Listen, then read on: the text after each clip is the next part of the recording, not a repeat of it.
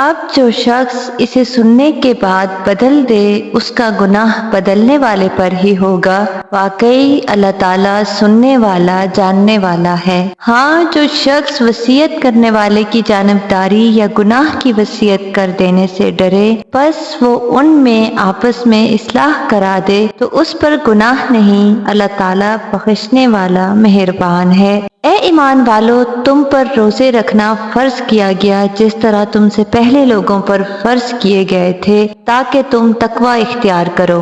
گنتی کے چند ہی دن ہیں، لیکن تم میں سے جو شخص بیمار ہو یا سفر میں ہو تو وہ اور دنوں میں گنتی کو پورا کر لے، اور اس کی طاقت رکھنے والے فدیہ میں ایک مسکین کو کھانا دیں۔ پھر جو شخص نیکی میں سبقت کرے وہ اسی کے لیے بہتر ہے، لیکن تمہارے حق میں بہتر کام روزے رکھنا ہی ہے اگر تم باعلم ہو۔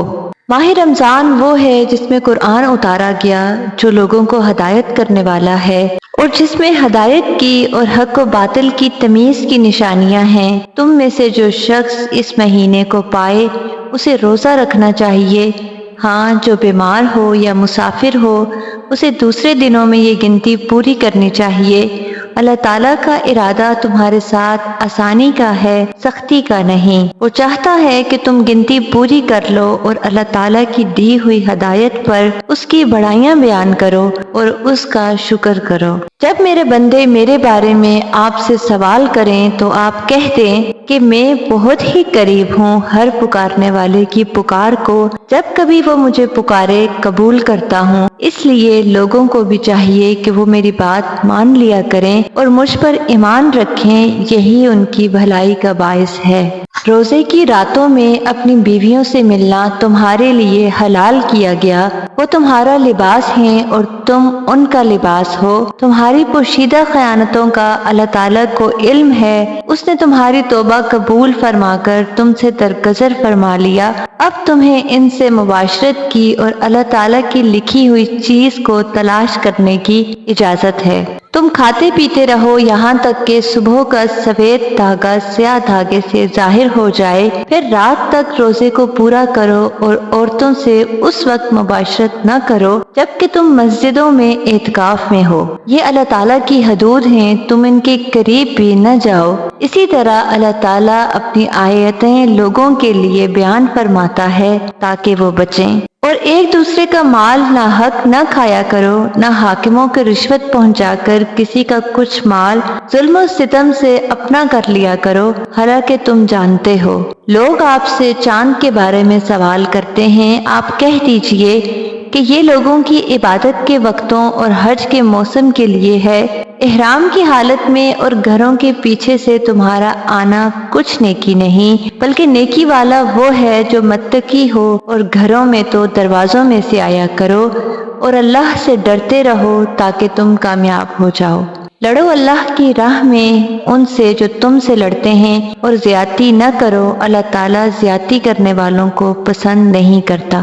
انہیں مارو جہاں بھی پاؤ اور انہیں نکالو جہاں سے انہوں نے تمہیں نکالا ہے، اور سنو فتنہ قتل سے زیادہ سخت ہے، اور مسجد حرام کے پاس ان سے لڑائی نہ کرو جب تک یہ خود تم سے نہ لڑیں، اگر یہ تم سے لڑیں تو تم بھی انہیں مارو، کافروں کا بدلہ یہی ہے۔ اگر یہ باز آ جائیں تو اللہ تعالیٰ بخشنے والا مہربان ہے۔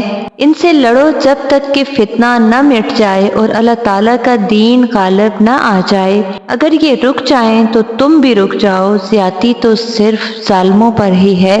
حرمت والے مہینے حرمت والے مہینوں کے بدلے میں اور حرمتیں عدلے بدلے کی ہیں۔ جو تم پر زیادتی کرے تم بھی اس پر اسی کے مثل زیادتی کرو جو تم پر کی ہے، اور اللہ تعالیٰ سے ڈرتے رہا کرو اور جان رکھو کہ اللہ تعالیٰ پرہیزگاروں کے ساتھ ہے۔ اللہ تعالیٰ کی راہ میں خرچ کرو اور اپنے ہاتھوں ہلاکتوں میں نہ پڑو، اور سلوک و احسان کرو، اللہ تعالیٰ احسان کرنے والوں کو دوست رکھتا ہے۔ حج اور عمرے کو اللہ تعالیٰ کے لیے پورا کرو۔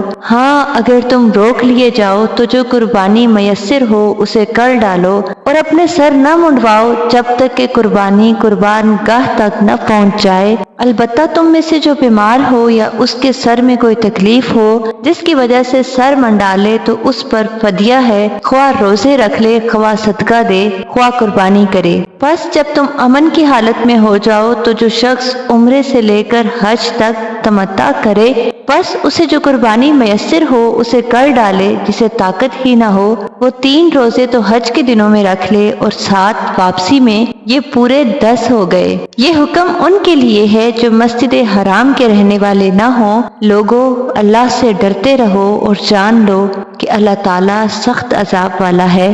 حج کے مہینے مقرر ہیں، اس لیے جو شخص ان میں حج لازم کر لے وہ اپنی بیوی سے میل ملاپ کرنے، گناہ کرنے اور لڑائی جھگڑے کرنے سے بچتا رہے۔